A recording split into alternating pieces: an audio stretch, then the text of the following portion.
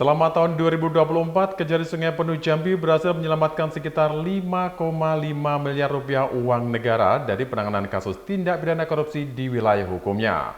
Hal ini menunjukkan keberhasilan mereka dalam menindaklanjuti dan menangani kasus yang merugikan keuangan negara.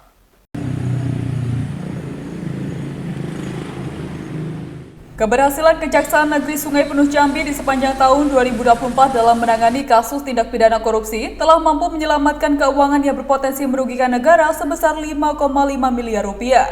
Seperti kasus besar yang berhasil diungkap dan pelakunya diseret ke meja persidangan, diantaranya kasus korupsi pembangunan stadion mini di Kecamatan Sungai Bungkal yang menyebabkan kerugian negara sebesar 700 juta rupiah lebih. Selain itu juga kasus korupsi pengelolaan dana hibah KONI Kota Sungai Penuh dengan kerugian negara mencapai 700 juta lebih, serta kasus penggelapan kas bank unit Kayu Aro yang melibatkan kerugian negara sebesar 8,7 miliar rupiah.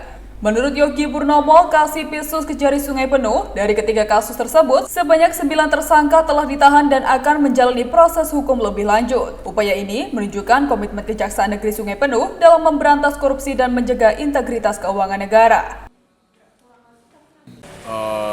Dalam tahun 2024 kita sudah melakukan 4 penyelidikan. Penyidikan itu ada 7 perkara dan kita berhasil membawa ke meja jauh persidangan itu sebanyak 9 orang terdakwa dan kerugian negara yang berhasil kami selamatkan yaitu sejumlah kurang lebih 5 miliar 500 juta rupiah. Itu kasus yang pertama, kasus stadion mini, kemudian KONI, dan ada juga dari BRI. Kalau kasus korupsinya kami tangani itu lebih banyak daripada tahun yang kemarin. Yogi menambahkan kasus korupsi tidak akan pernah hilang jika masih ada perilaku yang menyimpang dan tidak jujur dalam pengelolaan keuangan negara. Untuk itu aparat penegak hukum akan terus mengusut tuntas setiap pelaku tindak pidana korupsi yang ditemukan.